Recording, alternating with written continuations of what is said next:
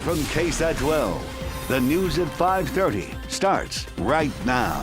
A man shot and killed at his Southside home. San Antonio police still trying to piece together what happened. Today in the 200 block of West Ainsley Boulevard, police said they received a call from a woman claiming someone had shot her 49-year-old husband. Officers got there to find a man with a gunshot wound to his chest. He later died from those injuries. Police have detained a man who lived in a small house in the couple's backyard. He was taken in for questioning. According to police, an argument between the two men may have escalated and led to that shooting, but a clear motive still has not been confirmed. A man was killed overnight after he was hit while crossing a street. The accident happened on Southwest Military by I-35 South. Police say the man in his 50s was crossing the street but not using the crosswalk. That's when he was hit by a car. The driver did stop to help, but that man was pronounced dead at the scene. To another pedestrian hit by a car, this one on San Pedro and West Evergreen. A man in his 20s taken to University Hospital in critical condition after being hit. That driver did not stop to help. So police say the driver responsible is driving a black four-door sedan. If you have any information, call San Antonio Police. Multiple investigations underway following a string of street shootings in 2 states over the weekend. In Kansas City, Missouri, at least 3 people are dead and 5 others are recovering after a shooting Sunday morning. And at least 2 people are dead and 15 others wounded following a shooting in Saginaw, Michigan on Saturday. Right now, police in both states are speaking with witnesses and combing through evidence to find those shooters. Kansas City detectives and crime scene investigators were seen processing the scene for evidence in hopes of gathering more information. Obviously, there had to have been some kind of conflict that got us here. We just ask everyone, like, when it comes to a conflict, put down the guns, take a breath, walk away. According to the Gun Violence Archive, so far there have been 325 mass shootings this year in the U.S. That number is up by 5 shootings just this past weekend. Back here at home, a woman is behind bars after she allegedly hit a man with her car as he ran away from her. Officers responded to a major accident on Saturday near Elgin Avenue in Vanderbilt. Police said a 42-year-old man was hit by a car when he tried to run from the 39-year-old woman. Police say she then intentionally ran him over. The man was taken to the hospital and the woman is charged with aggravated assault with a deadly weapon. Back at home, store clerk was held at gunpoint during a robbery on the city's east side Saturday night. SAPD says they responded to a robbery in progress around 6 o'clock on South New Braunfels Avenue. Police said the suspect walked into the store with the mask over his face and demanded money from the register. He then took out a gun. The suspect took the money and left, and he is yet to be found. CPS Energy warning you about a scam. They've received reports on criminals pretending to be CPS Energy employees, trying to steal personal information over the phone. The energy company wants to remind customers they will never call to demand payment or threaten same-day disconnection. They also do not accept payments through prepaid debit cards or gift cards. And they will not transfer your calls to another representative to collect payments. And the attempted mercenary uprising there in Russia. Mercenary Yevgeny Prigozhin, a former ally of Putin, threatened to march on Moscow with thousands of troops. Those forces were just 120 miles south of the city, apparently ready to strike the Russian capital when suddenly Prigozhin called it off. ABC's Patrick Rivel with the Secretary of State Antony Blinken and what he is saying about the move. Today, Russia's still reeling from the weekend's turmoil that has left Vladimir Putin looking weakened. Yevgeny Prigozhin, the leader of the Wagner mercenary group, seized the southern city of Rostov-on-Don with thousands of troops, then marching on Moscow in an extraordinary rebellion. But then, 120 miles from the capital, abruptly halting after accepting a deal the Kremlin says was brokered by the president of Belarus. Despite the reprieve, the US believes the aborted uprising shows there are some serious cracks in Putin's power. 16 months ago, Putin was on the doorstep of Kyiv in Ukraine, looking to take the city in a matter of days, erase the country from the map. Now he's had to defend Moscow, Russia's capital, against a mercenary of his own making. The Kremlin says no one will be prosecuted over the mutiny. The mercenary force was cheered by residents as they left Rostov-on-Don, Prigozhin leaving to Belarus. Prigozhin was one of Vladimir Putin's closest allies, first meeting him as a restaurateur more than 2 decades ago in St. Petersburg. And the relationship until recently between Putin and Prigozhin was close, was extremely close. But for months, he's publicly feuded with Russia's military leadership over Ukraine. On Friday, saying the invasion was based on lies, saying there was no imminent threat from Ukraine or the NATO alliance. As the war in Ukraine continues, President Volodymyr Zelensky saying Putin is scared and that the turmoil shows Russia is weak. The elite are propping up Putin and he needs their support. And at some point, they may see his weakness and they may tire of this war and think that somebody else might do the job of leading the country better. Patrick Reevell, ABC News, Kharkiv, Ukraine. Still coming up on the news at 5:30, airlines that have not upgraded their equipment won't be able to fly soon. What this means for you if you're planning to travel. That's after the break. Plus, local elementary school students hoping to win a contest to get the playground of their dreams. The radio show that's helping them and how you can help when we return.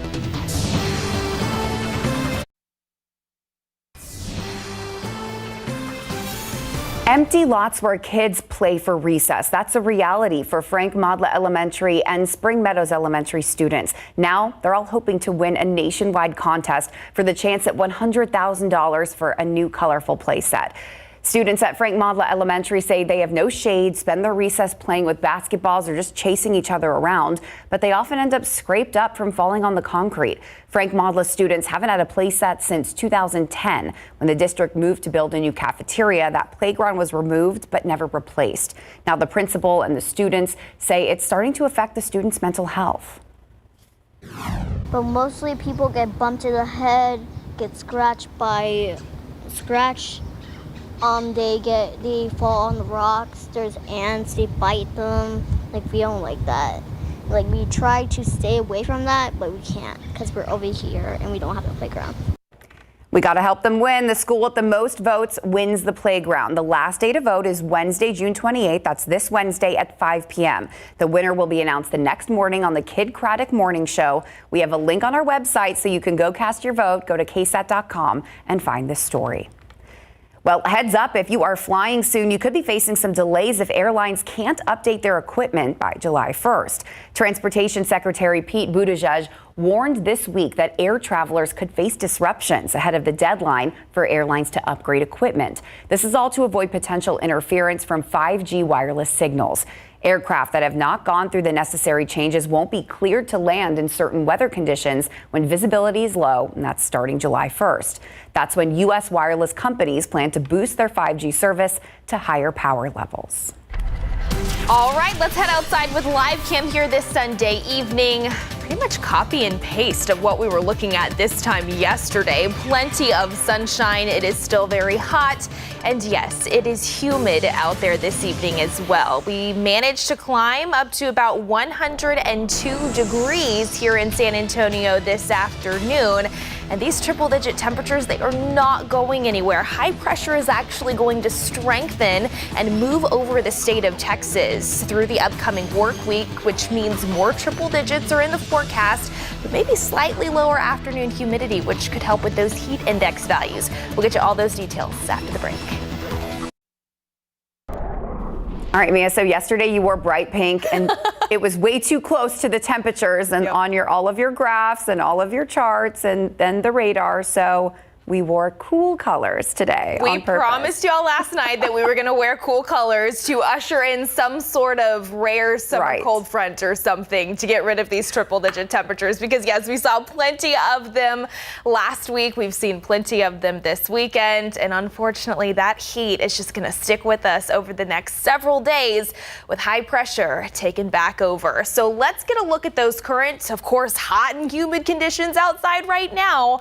101 degrees the current temperature over at the airport, a dew point of 71. So again, we still have plenty of moisture in place. When you combine those two things together, still feels like 110 degrees outside. Right now, current feels like temperature is 105 in Converse, 110 as well up in Bulverde. Feels like 115 degrees on the south side of Bexar County there at Stinson. 112 as that feels like temperature out in Hondo in Medina County. So if you're stepping out for any Sunday evening plans, definitely still needing to try and beat the heat and stay cool because those toasty conditions will stick with us. Thermometers gradually working their way through the 90s under clear skies and eventually into the 80s later on tonight. There's that big blue H, the high pressure system that we've been talking about, right now anchored just off to our west. But watch what happens here as we advance this on in time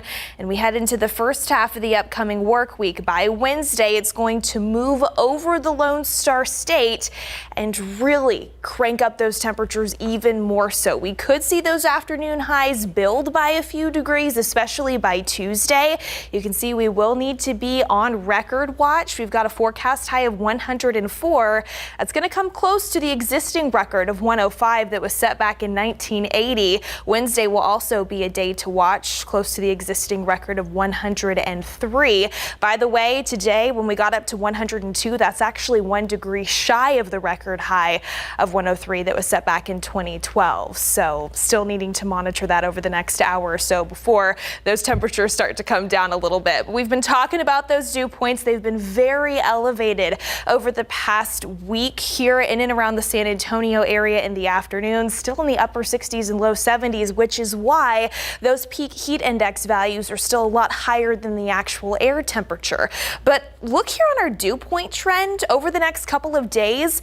Little optimism here. We actually could see a slight break in the humidity in the afternoons, which would help with those heat index values, maybe not feeling as hot and humid into the afternoons, but it is still going to be hot, so we need to manage expectations there as well. All right, starting off with your Monday morning, mid to upper 70s in store. Very similar to what we've seen on the thermometers over the past several mornings. A few morning clouds possible, but then I think we're going to see plenty of sunshine, especially by lunchtime. Temperatures already climbing to about 92 degrees for lunchtime plans, and then more sun in the afternoon. You can see those air temperatures climbing to about 103. That's that forecast high here in San Antonio, 100 in Bernie, 105 in Divine, forecast high of 103 there in Pleasanton as well. And again, here are those forecast heat index values, not as bad as what we've seen over the past couple of days. Remember, we've seen heat index values upwards of 115 to even 120 degrees in spots farther south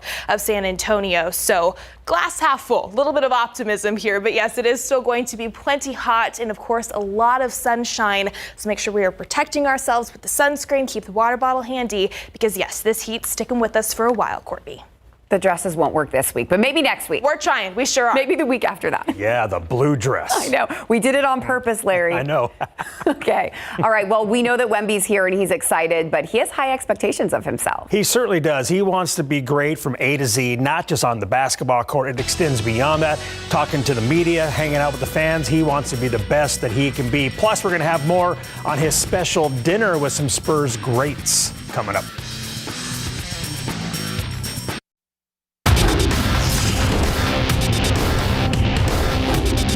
You know what, it was special. I know San Antonio right now is excited about the newest addition to the San Antonio sports scene, but for me to be able to come back and work with the future stars of San Antonio, words can't really describe it. Indy Kalu held a football camp yesterday while Victor Wanyama was at the Arneson River Theater, followed by a trip to the AT&T Center in Big Board Sports.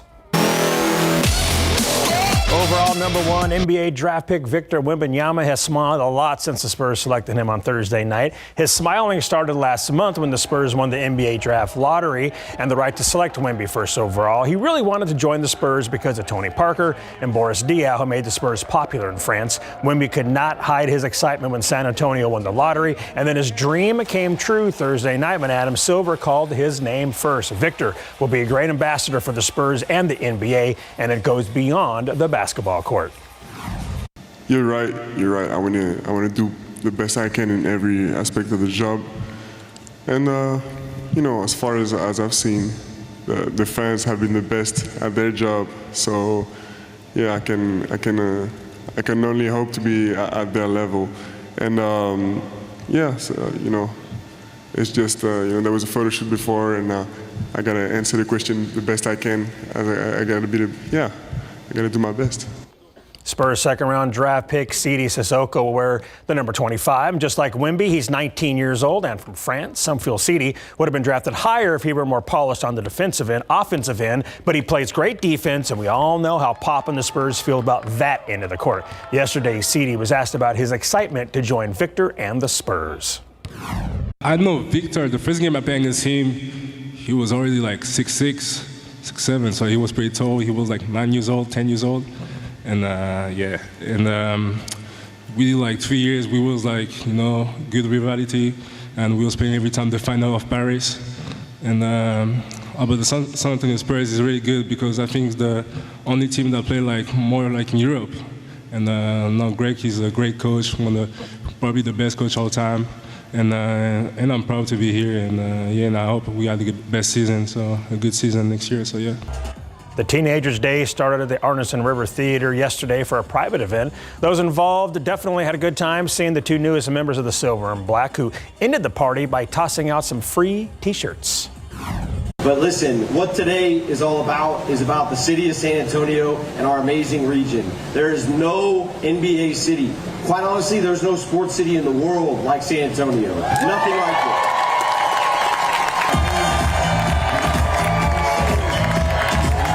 You were the reason why we broke the single game attendance record throughout the NBA history. We celebrated so many times the river barges coming through the Arneson Theater, and those are the exciting times that we hope to bring to the future of San Antonio.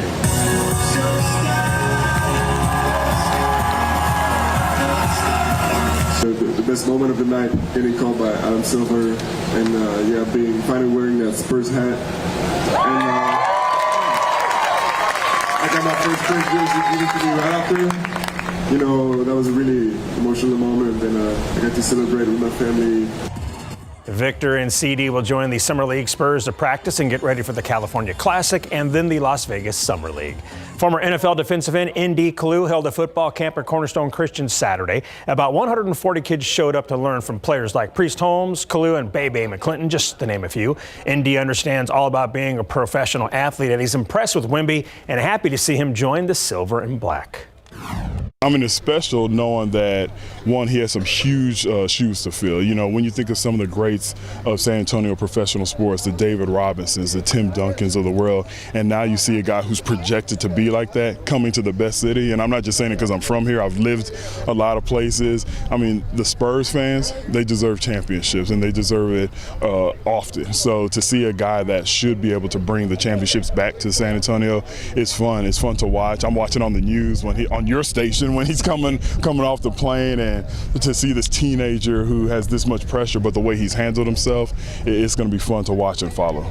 NBA, the Las Vegas Aces beat the Indiana Fever last night, 101-88. Indiana forward and East Central High School great Alyssa Smith had 26 points and 11 rebounds, both team highs, to go with 2 assists and 2 steals. Yeah, I feel like anytime I get in a post, I feel like that's kind of my bread and butter. That's where I'm used to scoring the ball the most. So I feel like when I get it down low, I have a higher percentage of scoring the ball.